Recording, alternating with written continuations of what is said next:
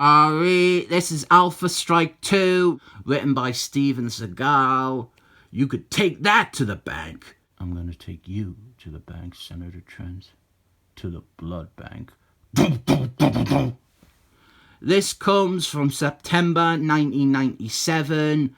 This was the first of many unsuccessful relaunches and revamps of Alpha Strike.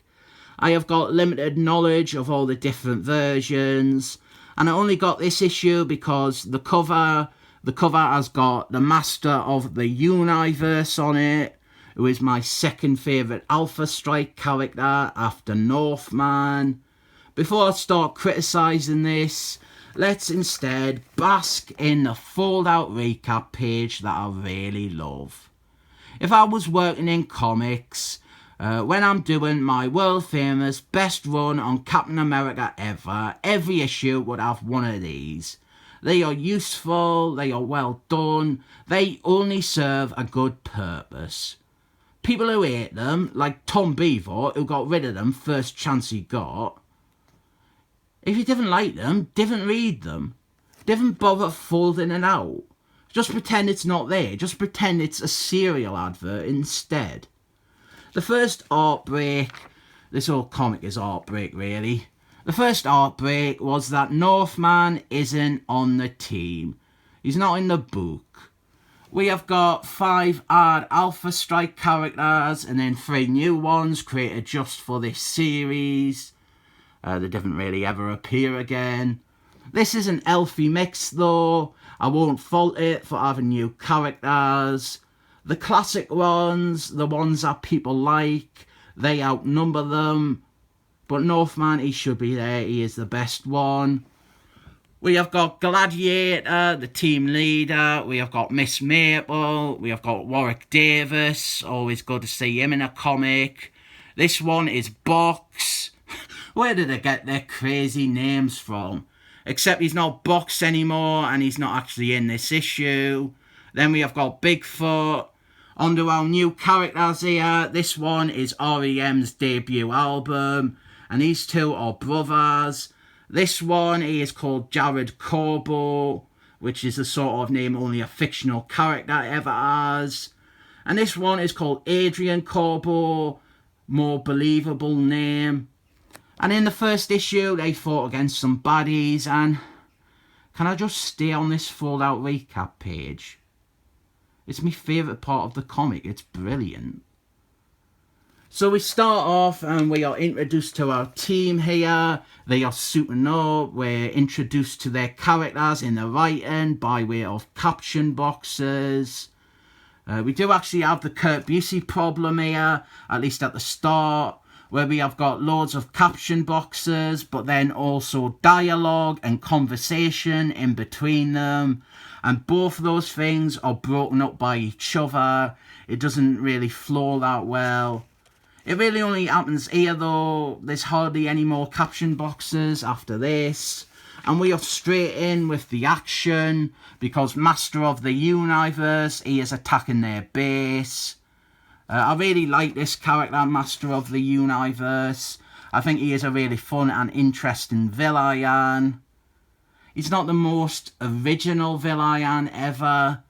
I mean, he's pretty much just a rip-off of Macho Man Vandal Savage from DC, with little bits of Mr. Doom and the High Digivolutionary thrown in.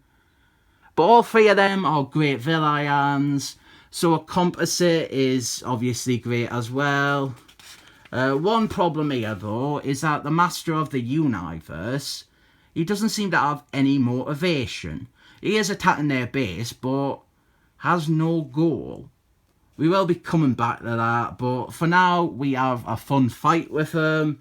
Each of the team members, they get at least a panel of action.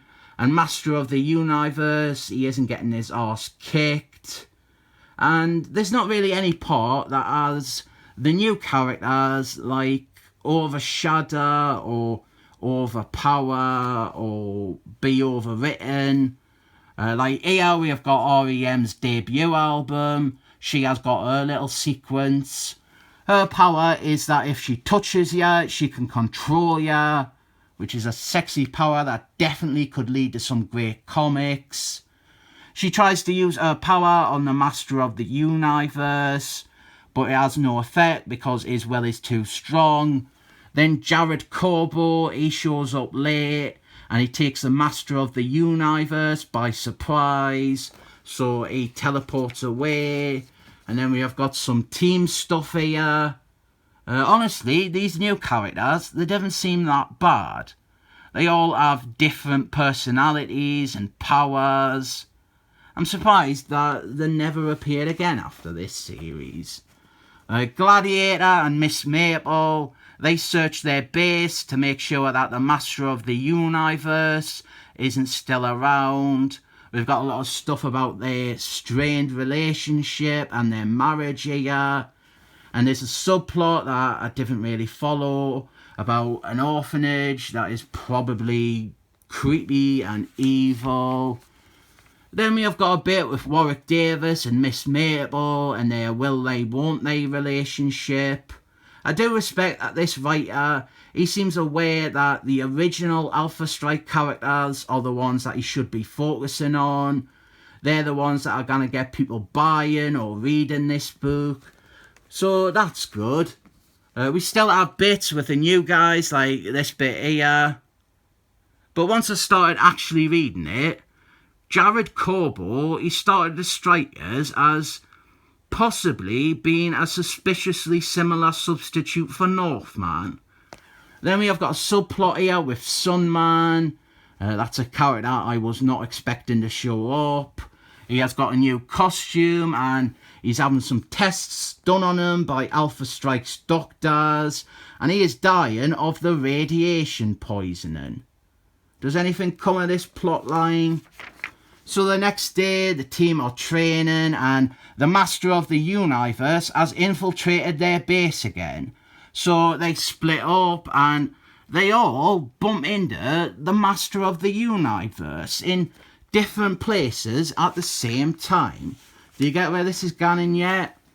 And all these Masters of the Universes, they all have like unique armour and stuff that is resistant to each of the individual heroes' powers. So they all start fighting them and it's easy and they defeat them all and they're just training robots anyway. Waste of me time. It seemed promising, but the whole thing was just an exuberant training exercise. Is it ever a good idea to have an issue where the team fight against a robot of their arch enemy and then somehow they overcome 6 of the robots at once, even when they neutralise their powers? The Master of the Universe, he wasn't in this. I thought he was for a few pages and then he wasn't.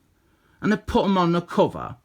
There's probably much worse Alpha Strike comics than this, but I'm not rating it any more than a 7 thumbs up.